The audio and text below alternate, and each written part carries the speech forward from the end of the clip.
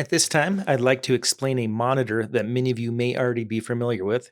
This is the Summit Rankin monitor. And what this monitor does is it allows your store to track its drive-through speed and statistics in real time versus that of other Stewart Restaurant Group stores. Now, what I'd like to do in this video is give you a better understanding of this monitor by breaking down and explaining each column. So let's begin. So when looking at the Summit Rankin monitor, the first thing we always want to do is to find our store's location. And we can do this by finding the row that is highlighted gray. Whatever store location you're at, that store will always be on the Rankin monitor. In this situation, I'm at store 139, Columbus, Nebraska, and I found them in the 12th rank. Now, the way that I know the store is ranked 12th is because as I look at the left-hand column, it'll have stores ranked 1 through 17. And as we can see in this example, this store is ranked in the 12th position. Now, like I mentioned earlier, whatever store location you're in, that store will always be on the Rankin monitor.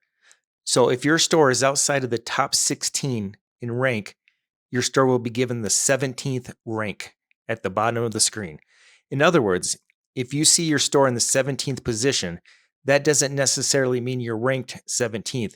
It just means you're outside of the top 16. You could be the 17th rank, or you could be the 30th, or you could be the 50th. It just simply means you're outside of the top 16. Next, we want to identify which store is in each rank. We do this by giving the store number. Then we list either the town or the address that the store is in, and then we give the state that the store is in. Just something to note, when we give the store number, we put a letter in front of that number. That letter can be a K, a KT, or a KA. If the letter is just a K, that means that that store is a base KFC. If it's a KT, that store is a KFC Taco Bell. And if it's a KA, that store is a KFC A&W. Now, the remainder of this monitor can be broken into two sections. The section I have highlighted right here is tracking statistics from your drive-thru for the last 60 minutes. In other words, if you have a vehicle come through, after 61 minutes, their data is no longer included in this section. Now, in this other section that I have highlighted, this is tracking statistical data for the entire day. Now let's break these down. Now this next column is probably the most important column on the entire monitor because it's what determines your rank. In this column, we're taking the average amount of time a vehicle has spent at your speaker box, which is your order time, and your window over the last 60 minutes.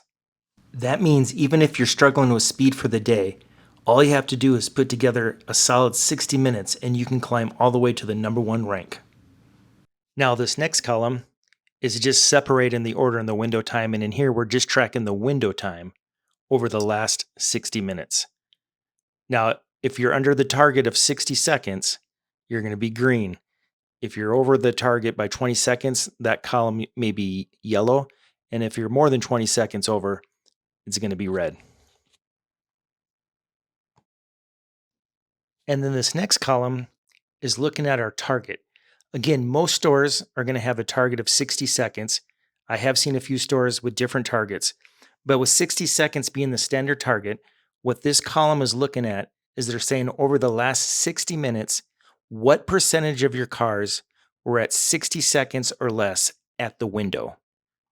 And now this final column, we're just simply looking at how many vehicles have you had go through your drive-thru in the last 60 minutes.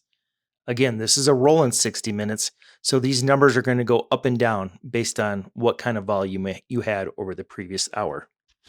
Then as we get to this final section, I don't need to break down every column for you, but it's basically the same as the previous columns, except for in this section now, we're not looking at the last 60 minutes. This is accumulative for the entire day. So that first column there would be the total cars for the day. Then you're going to have your total order time and window time average for the day, your total window time average for the day, and then what percentage of the cars for the day have hit your target. So it's just like the first section, but now we're looking at the entire day. One more thing to take note of as you look at this monitor Within the Steward Restaurant Group, we have stores in the Central Time Zone, the Mountain Time Zone, and the Pacific Time Zone. In other words, if you're in the Central Time Zone, the first hour your store is open in the morning, you're only going to be competing against stores in the Central Time Zone. The second hour you're open, you'll be competing against stores in the Mountain Time Zone. And then the third hour you're open, as you near the end of your lunch rush, the stores on the West Coast will be open. And then at night, this will be reversed. Just something to keep in mind as you're looking at the monitor. Well, that completes my tutorial on the Summit drive-through monitor. I hope you found that information helpful as you work with your teams to deliver outstanding drive-through service.